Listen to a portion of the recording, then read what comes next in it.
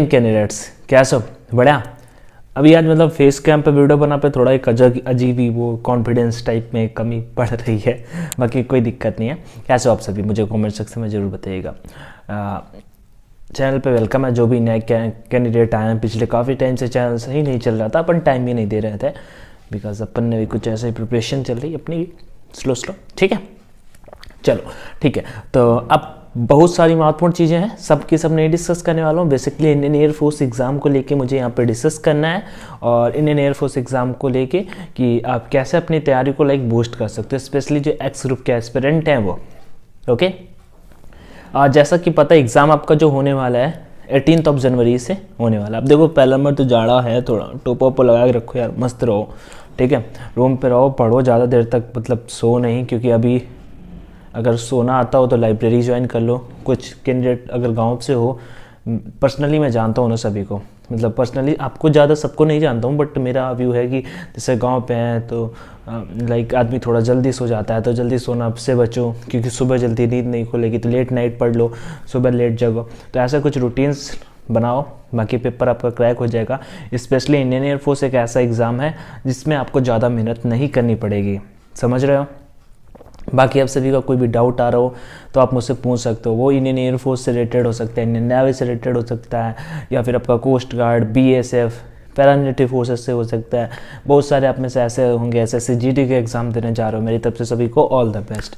अब आ जाते हैं इंडियन एयरफोर्स एग्ज़ाम की तरफ। देखो एयरफोर्स एग्ज़ाम के लिए आपको ज़्यादा मेहनत करने की ज़रूरत नहीं है। मैं ये नहीं बोल रहा हूँ कि मेहनत ना करो, मेहनत आपको करनी होगी, लेकिन ज़्यादा कुछ नहीं मेहनत आपको करनी है। एक लिमिट में ही आप अगर करते हो ना, दिन में 6 से 8 घंटे भी अगर आप पढ़ते चलते हो रूटीन के अकॉर्डिंग, तो आप एक अच्छा स्कोर करोगे और सिलेक्शन हो जाएगा, ठीक है। पेपर कैंडिडेट नहीं सेलेक्ट होते हैं, पता है क्यों नहीं सेलेक्ट होते हैं? बहुत तो रनिंग नहीं कर पाते हैं, बहुत तो GD में बाहर हो जाते हैं। और एक चीज़ मैं आपको बताता हूँ, देखो मैं एक आपको बताता हूँ, जैसे तो इंग्लिश के लिए पहले एक अनाउंसमेंट टाइप में मुझे करना है। आप लोगों को अगर इंग्लिश के लेक्चर चाहिए, अगर आप ही बोलोगे तभी मैं करूँगा, नहीं तो मुझे कोई शौक नहीं है। मैं ऐसे एक मॉक टेस्ट करा देता हूँ आप सभी के लिए कि चलो ठीक है। अब जैसे एक एग्जाम्पल देता हूँ, मैं लगभग आज से 4 महीने पहले बुक लाया था, ब्लैक बुक, हाँ नाम तो सुना ही होगा। वो कैप्स है पूरी, इसमें SSC का प्रीवियस टाइम का पूरा, ठीक है। तो ब्लैक बुक इसमें है पूरा का पूरा वो कैप्स। और पहले मैंने एक टेक्निक फॉलो करी कि रट्टा मारने वाली, ठीक है। रट्टा मारा, लगभग 500 इडियम याद कर लिए, ठीक है। और फिर बीच में 15-20 दिन सोचा कि ये नहीं लाओ, ग्रामर पढ़ने लगते हैं, या फिर हम GS की तरफ चले गए और थोड़ा इस 15 दिन रिविज़न नहीं किया। भाई लगभग 200 से 250 वर्ड ऐसे थे कि ख़त्म। मतलब पूछा, दोस्त ने पूछा बताओ भाई बताओ, हाँ अथीन क्या होता है, नहीं पता। फिर एक दूसरी टेक्निक क्या अपनाई अपने एग्ज़ाम प्रिपरेशन के लिए, टेक्निक ये अपनाई कि हमने किया क्या कि न्यूमोनिक्स बनाए, ट्रिक्स बनाई, थोड़ा सा वर्ड को रिलेट करने की कोशिश की। फाइनली अभी मतलब मेरी काफ़ी कंप्लीट हुआ है, लगभग 1500 वर्ड हैं हर एक टॉपिक के, ठीक है। इस मिस स्पेल्ट में थोड़ा ज़्यादा वर्ड है, ठीक है। तभी मिस स्पेल्ट की कुछ ज़्यादा ही अपने से ट्रिक बेहतर बन जाती है। मिस स्पेल्ट अगर कोई भी एक टॉपिक करोगे ना, आपने जैसे मैं कहता हूँ 1500 अपने एंटोनिम याद कर लिए, कभी भी वो कैप्स मत रट्टा मारो, वो कैप्स कभी भी रट्टा मत मारो।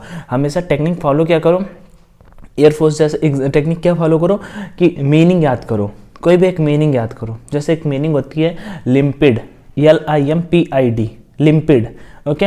अब कैसे याद करोगे, इसका मतलब होता है स्पष्ट। भैया लैंप में ID स्पष्ट दिखती है, बैठे बैठे सोच रहे थे, लिम्पिड हो गया। ऐसे बहुत सारे निमोनिक्स बनाए, कुछ मतलब देख के बना के लिख के, तो उसके लिए उसके रिगार्डिंग। तो अगर आपको वो चाहिए चीज़ें तो बताइएगा, तो मैं अगर टाइपिंग करने के लिए, देखो मेरे पास टाइम नहीं होता ना, मेरी कोई टीम है, हाँ ये अपना लैपटॉप इसी पे पढ़ते हैं और आपको पढ़ा सकते हैं, ठीक। फर्स्ट नंबर अगर आप बोलोगे। सेकेंड नंबर वही ग्रामर के रूल्स, एग्ज़ाम से पहले लगभग एक टारगेट कर सकते हैं कि लगभग अगर मैं आपको 50 to 60 रूल्स करा दूं जो एग्ज़ाम रिलेवेंट हो सकते हैं Indian air force, Indian navy exam के लिए, तो आप वो चीज़ भी फॉलो कर सकते हैं, ठीक है। अगर बोलेंगे तो मैं वो चीज़ करा दूंगा। वहीं पर GS सेक्शन का, GS के लिए आप नहीं भी पढ़ोगे, थोड़ा भी ठीक होगे ना, तो आप एग्ज़ाम में अच्छा करने वाले हो, ठीक है। बस रीजनिंग की प्रैक्टिस आपको करनी है, किसी यूट्यूब से कर रहे हो कर लो। मैं टेलीग्राम पे कुछ क्वेश्चन पोस्ट करता हूँ और पूछता हूँ कि भाई कितना स्कोर आया, सब के सब गलत कर देते हो। मतलब कुछ कैंडिडेट सही भी करते हैं, लेकिन उसमें गलतियां मत करो, वो स्कोरिंग है। जीएस पूछ ले, एक दो क्वेश्चन जीएस के पूछता हूँ, आए हुए क्वेश्चन है, मुझे अभी भी याद है। HTML का फुल फॉर्म बताओ, और फ्रंटियर गांधी के नाम से किसे जाना जाता है? हिंदी में बोलते हैं सीमांत गांधी के नाम से किसे जाना जाता है? ठीक है, तो ये क्वेश्चन आपके एग्जाम में आए हुए हैं। आगे बढ़ते हैं यहाँ पे नेक्स्ट क्वेश्चन की ओर। ऐसे मतलब जीके इजी क्वेश्चन आता है जीके का, बस थोड़ा सा फिजिक्स अगर आपका नहीं सही है। मैं आपको एक फाइनल और प्रो टिप्स देना चाहूँगा, आप ज़्यादा मत वीडियोज़ की तरफ भागिए। आपने जितना पढ़ लिया है ना, उसी को आप रिवाइज़ कर लीजिए, बार बार रिवाइज़ करिए। ठीक है, मेरे साथ क्या होता है, मेरा भी कैसे कोई भी एग्ज़ाम है तो मैं क्या करता हूँ, उसे बिल्कुल रिवीजन पे ज़्यादा ध्यान नहीं देता हूँ। एग्ज़ाम के दिन तक बिल्कुल नई क्लास पे लगे रहता है। लो जल्दी जल्दी देख ले भाई, ये सर क्या है, ये क्लास वो क्लास देख लें। और फिर पेपर में क्या होता है, क्वेश्चन क्रैश कर जाता है। इस बार आपके पेपर में होगा नॉर्मलाइजेशन। जिनको नहीं पता है बता देता हूँ। नॉर्मलाइजेशन से मतलब फ़ायदा ये मिलने वाला है कि जो कैंडिडेट गलतियाँ करेंगे, जो एक्यूरेसी के साथ क्वेश्चन राइट अटेम्प्ट करेगा, क्योंकि 6 दिन पेपर होगा, एक्यूरेसी के साथ राइट अटेम्प्ट करेगा, उसका सिलेक्शन हो जाएगा। और मैं एक बात आपको मतलब वैसे दावे के साथ कहता हूँ कि अगर आप 60% स्कोर कर लेते हो, ठीक है, 60% स्कोर कर लेते हो एक्स ग्रुप में, सिलेक्शन पक्का है। मैं तो 50 पे भी बोलता हूँ, लेकिन अब दावे के साथ कह रहा हूँ, मतलब कि 70 में से 40 नंबर अगर आप लाते हो तो फिर वो दावा ही है कि आपका सिलेक्शन पक्का हो जाएगा। पेपर के लेवल पे वैसे ये चीज़ें होती हैं। ऐसे कोई कट ऑफ बताना बिल्कुल बेकार होता है। ठीक है, उसका कोई लॉजिक नहीं होता है। ठीक है, आगे बढ़ते हैं दूसरी चीज़ों की ओर। अनी रुकना कैंडिडेट्स, अनी देखो लाइट बंद हो गई, वीडियो कर रहा हूँ मैं। ठीक है, तो ये लॉजिकलेस बातें होती हैं। आगे बढ़ते हैं नेक्स्ट की ओर। यहाँ पे दूसरी बात कर लेते हैं। अब इंग्लिश सेक्शन का मैंने बता दिया, अगर आप बोलोगे तो जो चीज़ें आपको, जैसा PQRS आपका होता है, पक्का एक क्वेश्चन आपके पेपर में आएगा। ठीक है, PQRS के रूल्स होते हैं, बहुत सारे रूल्स होते हैं, कुछ ज़्यादा नहीं, मतलब लगभग 10-12 रूल होते हैं, सिंपल से रूल होते हैं। जैसे कि नाउन की जगह पे प्रोनाउन, वो सबको पता होता है। ठीक है, जैसे 3 टाइम पीरियड दे रखे हैं आपको, 3 टाइम पीरियड दे रखे हैं, आपको कौन सा फॉलो करना चाहिए। 3 टाइम पीरियड दे रखे हैं, जैसे कि WHO दे रखा है। जैसे टाइम पीरियड के एक मॉर्निंग है, एक इवनिंग है, एक आफ्टरनून है, तो पहले कौन सा आएगा, मॉर्निंग वाला आएगा, P वाला, ऐसे करके वहाँ पे चीज़ें फॉलो होती हैं।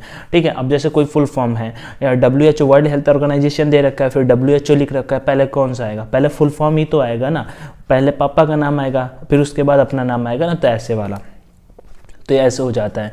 अब कोई भी कंजक्शन जैसे होता है, तो कंजक्शन से क्या आप कभी शुरू कर सकते हो, कोई सेंटेंस नहीं कर सकते हो ना। ऐसे बहुत सारे उसके छोटे छोटे से रूल्स होते हैं, आप फॉलो करते हो, देखते ही PQRS सब सॉल्व कर पाओगे। ठीक है, और आपका क्लोज टेस्ट आता नहीं, पैसेज 4 नंबर का बिल्कुल ईजी होता है। एक्स ग्रुप का मैथ्स का स्टैटिक चीज़ें आती हैं, आपके पास बेहतर टीचर हैं, और जिन टीचर से आपकी पढ़ाई नहीं हो पा रही, आपको नहीं लग रहा है, बेहतर समझ में नहीं आ रहा है, अभी तो मैं रिवीजन पे बोलूँगा, ज़्यादा फोकस करो। ठीक है, मॉक ज़्यादा से ज़्यादा लगाओ, कहीं पे भी लगा रहे हो, मैं परीक्षा एप्लीकेशन का बोलता हूँ, आप और कहीं आपको बेहतर लगता हो और किसी टीचर का बेहतर लगता हो, आप उसके द्वारा लगा लो, जो वो बोला जा रहा है, जो बोल रहे हो। हाँ, ऐसा कर सकते हो आप। आपके दोस्त ने जैसे किसी दूसरे प्लेटफॉर्म पे बाई किया, आपने किसी दूसरे प्लेटफॉर्म पे बाई किया है, तो आप बोल दो भाई एक्सचेंज कर लेते हैं। देखो, जैसे आप परीक्षा एप्लीकेशन पे लगा रहे हो, कोई किसी दूसरे एप्लीकेशन पे लगा रहा है, तो आपस में एक्सचेंज कर लो, भाई आप मेरा ले लो, मैं आपका ले लूँ। जैसे आपके 40 नंबर आ रहे थे, और मैं ये बोलूँगा ज़्यादा ईजी मॉक मत लगाना, थोड़ा सा कुछ का होता है, कुछ मॉक टेस्ट। जैसे मैं आपको एग्जांपल SSC CGL का देता हूँ। ठीक है, एक ओलिव बोर्ड करके है टेस्ट सीरीज, वो देते हैं वीकली, फ्री पे देते हैं। ठीक है, उस पर जब मॉक लगाओगे तो आप नॉर्मल एग्जाम्स के कंपेरिजन, ग्रेड अप तो बहुत हार्ड दे देता है। ठीक है, तो थोड़ा सा मतलब काफ़ी हार्ड है, ऐसा पेपर कभी नहीं आता है। ठीक है, तो थोड़ा सा लेवल का अगर आप लगाओगे कि एग्जाम रिलेवेंट रहे, थोड़ा सा अगर हार्ड होगा तो चलेगा, क्योंकि पेपर कभी अगर हार्ड हो जाता है, सिंपल कट ऑफ कम हो जाते हैं, लेकिन आपकी प्रिपरेशन उस लेवल की होगी तो स्कोर आपका बूस्ट करेगा और आपको मतलब एक थोड़ा सा कॉन्फिडेंस आएगा। ये चीज़ें होती हैं जो आपको फॉलो करनी होती हैं। मॉक लगाना है तो परीक्षा एप्लीकेशन पे exam relevant mock test available है। ठीक है, अपना coupon code online D50 use कर लेना, 50% की छूट मिल जाएगी। 175 रुपीज़ उसका प्राइस है। हाँ, और मेरा कहने का मतलब ये है, आप कहीं से भी लगा लो, लेकिन वहाँ पे बेकार नहीं है, ख़राब नहीं है, अच्छे मॉक हैं। और मॉक जरूर लगाओ, कहीं से भी लगाओ। मैं परीक्षा बोल रहा हूँ, अगर आपको नहीं अच्छा लगता भैया, किसी के रिकमेंडेशन भैया वहाँ पे ज़्यादा अच्छा, वहीं पे लगाओ, लेकिन एनालिसिस अच्छे से करो। देखो कितने लड़के आगे आ रहे हैं, कौन सा टॉपिक वीक हो रहा है, अपन पे वर्क करो, आराम से पेपर निकल जाएगा भाई। एयरफोर्स है, अब किसी दूसरे वैसे एग्जाम की बैंक की तैयारी नहीं कर रहे हो, PSC की या UPPSC की तैयारी नहीं कर रहे हो, बहुत वाइड सिलेबस है, पढ़ते रहो पढ़ते रहो पढ़ते रहो। फिर एक दिन मॉक लगाया, पता लगे 10 ही नंबर आए, मतलब 100 में 40 नंबर, या डिमोटिवेट, अब भाई पढ़ाई नहीं होती। ऐसा कुछ होगा ही नहीं। अगर आप 1-1.5 महीने भी मन लगा के पढ़ते हो ना, तो आपका स्कोर धीरे धीरे बढ़ने लगेगा। ठीक है, बढ़ने लगेगा तो कॉन्फिडेंस आता है, कॉन्फिडेंस आता है तो फिर और पढ़ने का मन करता है, और पढ़ने का मन करता है तो सिलेक्शन होता है। बस यही चीज़ें आपको फॉलो करनी है। ठीक है, कोई क्वेरी आपकी आए तो कमेंट में जरूर आस्क करिएगा। मुझे जो चीज़ें बतानी थी वो मैंने बता दी। इंग्लिश की क्लास को लेकर के भी आपको एक अपडेट दिया है। अगर आप बोलोगे तो मैं चीज़ें बहुत अच्छे से करा सकता हूँ। एग्ज़ाम टाइम रिलेवेंट लेके आऊँगा, एग्ज़ाम रिलेवेंट होंगी। जो भी टॉपिक, मैंने एक बार फिर बोल देना ये चीज़, ठीक है। फिजिक्स के लिए एक टीचर आपको बता देता हूँ एग्ज़ाम। अब यहाँ तक अगर आप वीडियो शुरू से देख के आए हो, जरूर बिलीव करते होगे मुझ पर, उसके लिए थैंक यू सो मच। आपको एक फिजिक्स का टीचर मैं बता देता हूँ। लक्ष्य एयरफोर्स करके एक चैनल है, ठीक है। गैलेंट्री अवार्ड्स पे चले आते हैं, कुछ मिल जाए शायद, परमवीर चक्र, महावीर चक्र, ठीक है। तो देखो होता क्या है कि एक लक्ष्य एयरफोर्स करके चैनल, भैया अभी वीडियो नहीं डालते, लेकिन उनके वीडियो सबसे बेहतर हैं। आपको एग्ज़ाम रिलेवेंट मिलेंगे। जो लड़के सेलेक्ट हुए अभी से 1-2 पहले अटेम्प्ट अच्छे मार्क्स के साथ में, अब उनसे पूछेगा, वो बहुत अच्छा पढ़ाते थे। ठीक है, एग्जाम रिलेवेंट पढ़ाते थे, नहीं मतलब थे नहीं, हैं, पढ़ाते हैं। अभी वो वीडियोस नहीं डालते हैं, मेरा भी काफ़ी टाइम से बात नहीं हुआ, मेरा फ़ोन गड़बड़ हो गया। मैं भाई की वीडियो से फ़ोन शूट कर रहा हूँ आज, मतलब वीडियो शूट कर रहा हूँ। ठीक है, तो ये चीज़, तो उनके कुछ वीडियोज़ हैं, उनके प्रैक्टिस सेट टाइप में, वो कर सकते हो। उसके लिए आप टाइम दे सकते हो अगर फिजिक्स में स्कोर नहीं हो रहा है। वहीं पर अगर बात करता हूँ मैथ्स के लिए बहुत अच्छे अच्छे टीचर आपके अवेलेबल हैं। ठीक है, मयंक सर हो गए, हाँ, और एक सबसे मैं पर्सनली बताऊं किससे पढ़ता था, एक एम बोले तो मैथ्स करके चैनल है, वो सर अभी वीडियोस नहीं डालते, मतलब पिछले 2-3 महीने से वीडियो, मैं उनके चैनल को अभी भी मैंने सब्सक्राइब कर रखा है, वो डालते हैं तो मैं कमेंट भी कर देता हूँ। तो उन्होंने प्रैक्टिस सेट कराए थे, वो मैथ्स के प्रैक्टिस सेट आप कर सकते हो, लगभग 100 से ज़्यादा थे। पहले क्या था, ऐसे 2 साल मतलब एक पिछले 1-1.5 साल से पेपर नहीं दिया तो, लेकिन पहले क्या था, सब चीज़ें स्टैटिक ही थी कि इतना आ जाएगा, ज़्यादा कुछ पुराना नहीं, अभी 1-1.5 साल पहले सारे के सारे पेपर दिए हैं। लेकिन थोड़ा सा मतलब उस टाइप के क्वेश्चंस कर लोगे तो वो सारे टाइप क्वेश्चन हो जाते हैं। ठीक, इंग्लिश का मैंने आपको बता ही दिया। ठीक है, और ज़्यादा इधर उधर मत भटकना। रीजनिंग के लिए सेल्फ प्रैक्टिस कर सकते हो, यूट्यूब पे देख सकते हो, दोनों का मैंने चीज़ें आपको समझा दी। कोई क्वेरी आए तो जरूर कमेंट में आस्क करिएगा, वीडियो को दोस्तों के साथ में शेयर करिएगा, चैनल पे फर्स्ट टाइम विजिट किया तो सब्सक्राइब जरूर करिएगा। बाकी आपके कॉमेंट्स आ रहे हो तो जो भी आपके दिमाग में चल रहा हो, किसी प्रकार का आइडिया, तो कॉमेंट में आप बता सकते हैं। ध्यान रखिए खुद का, पढ़ाई करते रहिए। Jai Hind, take care and all the best. Thank you everyone.